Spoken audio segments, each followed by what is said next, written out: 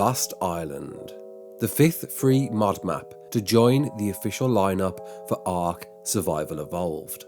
Arguably, in general perspective, this is the biggest map at 150 square kilometers, on par with Crystal Isles, but seemingly more mass, dwarfing previous offerings such as Ragnarok and offering a dense variety of biomes brimming with many unique creatures.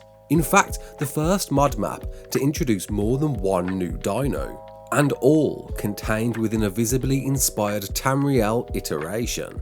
You're right kids, it's Ras Clark and welcome to a map survivor guide to Lost Island, offering you everything you need to know. Don't forget to like, subscribe, share around, and let's get into it.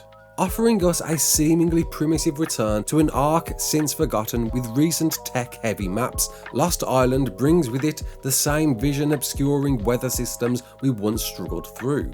As per most maps, you'll find 3 obelisks on the map, defining biome-centric landmarks, but teasing at so much more. Spawn-wise, you'll be hard-pressed to start near one. However, Green Ob is perhaps seen as a milder area of the 3, surrounded by dense jungles and swamps. In fact, you'll be hard-pressed to not find yourself in a dense jungle, with an easier start against wilds in the northwest region. Looking towards blue, overlooking the sheer ice-cold temperatures of the snow, its surrounding jungles and plains invites a ramped-up volume of carnivores and difficulty. Heading over to red, you'll find yourself hot in Volcano Town, covered with lava pools and streams, within it a magmasaur cave and a wyvern trench home to the original 3 iterations. A second wyvern trench can be found midway through the snow biome, unsurprisingly boasting ice wyverns, and north to arguably the most dangerous region on the map. Smack bang in the middle of the map is the Redwoods, and containing an overwhelming variety of hostiles, but its biggest danger, the Dinopithecus, one of the 3 new creatures brought with the map, and uniquely tamed, requiring its family betas to be killed before passively taming the alpha with berries, meat, or kibble. Speaking of unique creatures, as we head east to the plains, you'll find a surprising addition and one of the best travel tames available, the Maywing. A great choice if looking to explore this vast map in quick succession, as right at the south of the map you'll find a whole scorched earth region, filled with most creatures and items you'd come to learn from it, as well as home to a small area of cinemacrops. ARK's must-have gliding travel companion, easily passively tamed with chitin, found mostly across the jungle regions of the mainland and in bulk within the mid-swamp. And you'll find Lost Island's 3rd creature here too, the frustratingly tamed Amargasaurus, found swarming the snow and volcano regions too, and requiring soups, veggie cakes and a wealth of patience with bodyguard protection to boot. With an expansive undersea area on top, the map boasts the largest variety of creatures within a free DLC, from megachelons to basilisks, griffins, manors, snow owls, even the odd cave ravager and ferox. On top of the expected creatures, there's a wealthy mix to find and tame on this map. Building on the map, depending on your taste for PvE or PvP, there's a great range for both. PvE, you'll be spoiled for choice at the variety of pre-built castles, villages and temples, all just waiting for that renovation flair, with a wonderfully isolated domain and all the space you'd ever need in the middle of the map at 4554.6. PvP, it's a never-ending escape from that cave game. Fortunately, Lost Island provides a litter tray load of small, large, crouch or tough to reach tunnels, with a favourite being the waterfall cave at 46.7, 40.0. Starting out, whilst you may find an easier ride in the easier spawns, Sunset Beach can in fact be a great start owed to a large volume of metal, crystal, oil and silica pearls nearby.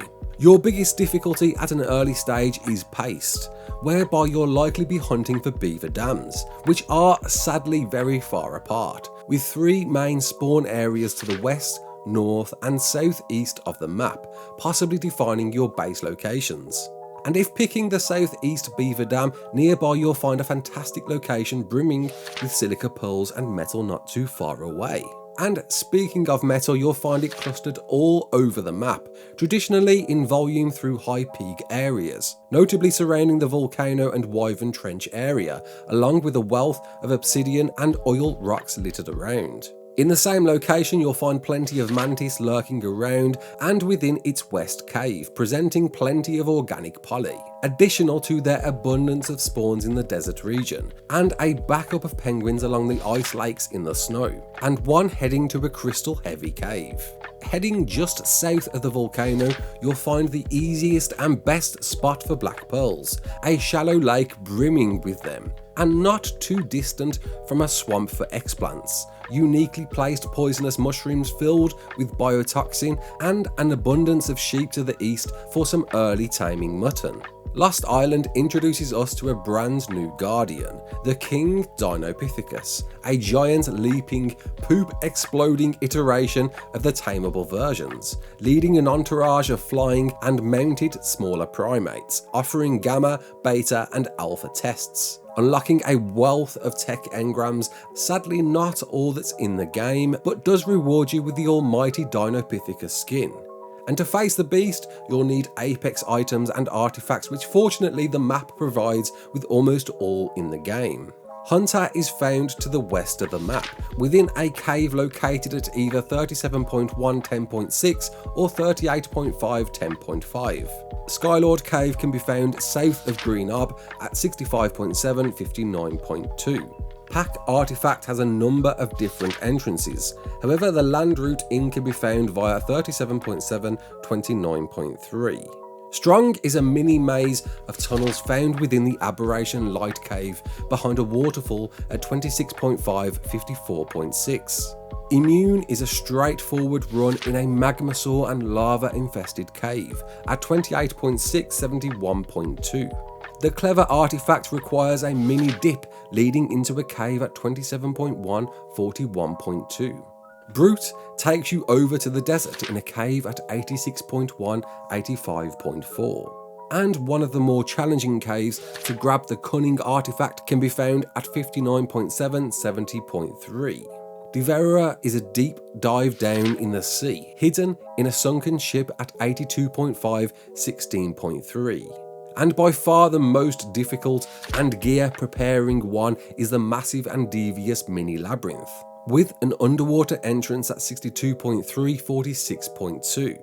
All of which I have detailed routes explained in a video in the description. All of which enclose some of the best loot in the game from their respective cave drops, and even more found in bulk via either the Desert Labyrinth at the south of the map, or my favourite, a deep sea ever respawning loot cave in the northwest of the map. But altogether providing one of the most freshest experiences from a map that truly pulls those survival instincts back into the roots for those looking for one. A new adventure awaits. Thanks all for tuning in, I hope you enjoyed this. If you did, comment below, let me know. My name's Ras Clark, don't forget to like, share and subscribe, and as always, peace out.